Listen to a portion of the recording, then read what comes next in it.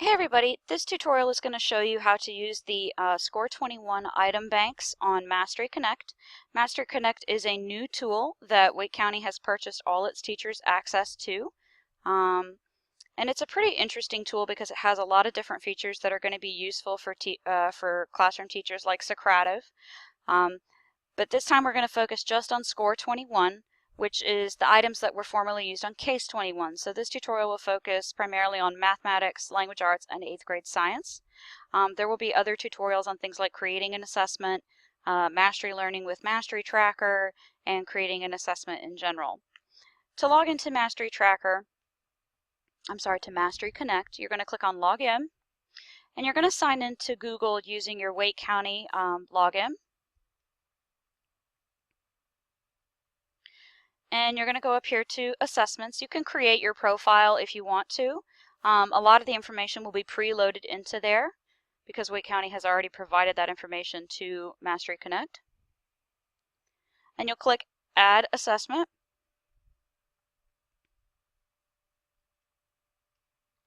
Now again, even though you see all core subjects as well as an Other Subjects tab, the Score 21 item banks are only available for math, language arts, and 8th grade science. And you'll see that your standards document appears. And you can choose to do a multi-standard or a single standard test. I'm going to pick multi-standard just to be able to show you all the features of this software. You give your test a title. You can give your test a description if you want to indicate that it's a diagnostic, a formative, or a summative test. If you want to indicate what unit you're assessing, what topics you're assessing, any information like that. Once you create a test, it is going to be shared. If it's using the Case 21 item bank, it's shared with all teachers in our district. If it's using just items that you create yourself, it's going to be shared with everyone in the Mastery Connect community, which is a worldwide community. So description is helpful for teachers. In this case, I'll be using the Case item bank. And so this material will be private to just Wake County teachers.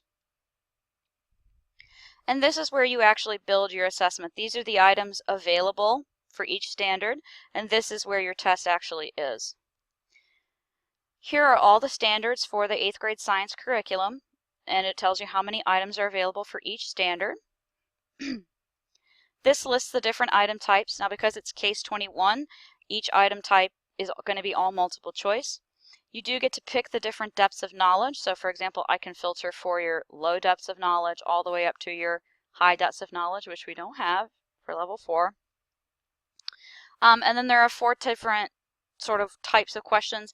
Grade cam means that it's scannable using the camera on your computer in a sort of zip grade function so that you can scan it visually instead of having to use the Scantron machine. For those of you that use zip grade, the grade cam function is free through Mastery Connect. These items are also printable. For language arts, they do include passages, and there are some multi-part problems that are included.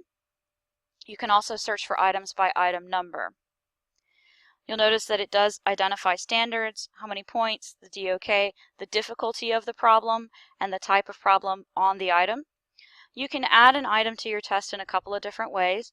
You can click on the item number to preview it, and you can add it to your test in that way. You can also remove the item from your test in that way. Or you can click the plus sign. Move it.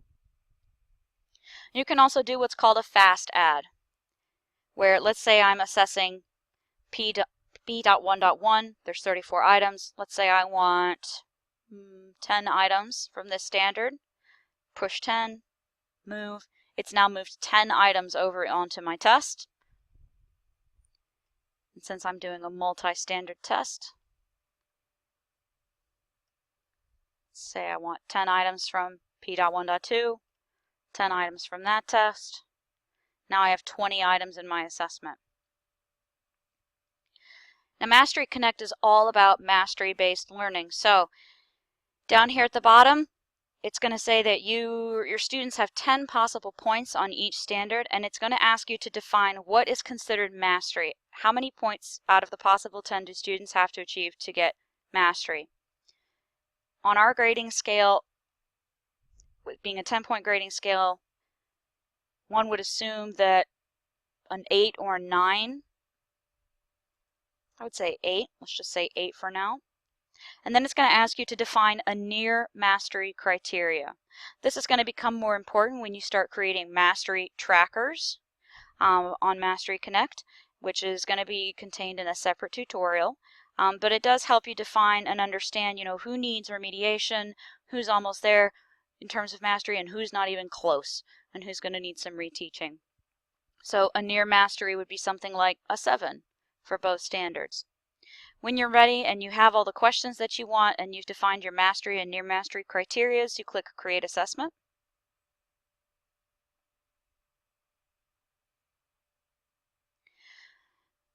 And you have a couple of different options.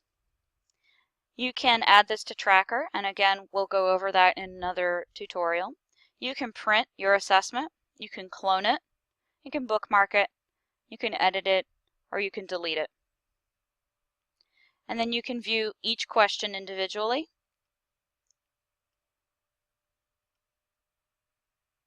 All the way down through question 20. You can see how your standards are aligned. For each question number, you have an answer key. Before I finish this tutorial, let's take a look at what the actual test looks like. You notice it didn't look quite normal when it came up on the screen, but this is what it looks like on a printout.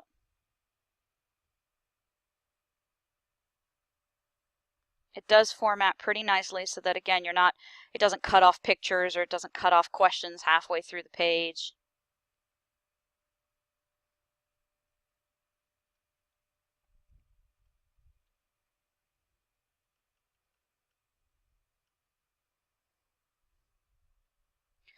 One of the unfortunate things I have found about Mastery Connect is that it does not allow you to edit the question itself. So there is no differentiation possible with these questions the way that it would be on SchoolNet, where you can download an editable Word document version of the questions. So if you're going to try to differentiate a common assessment to accommodate maybe some of your students' different learning needs, SchoolNet might be a better choice. But if you need a strictly common assessment where you're measuring all students by the exact same benchmark and not necessarily just measuring students on the same content knowledge instead of necessarily accommodating for language differences, then SchoolNet might be a better option. If you want to see if they can master content on the same language level, Mastery Connect is a wonderful option. It's a great way to get some good assessment, and it's a wonderful way to get some quick item banks for an easy to create assessment. I hope you guys have found this helpful. Let me know if you have any questions. Thanks.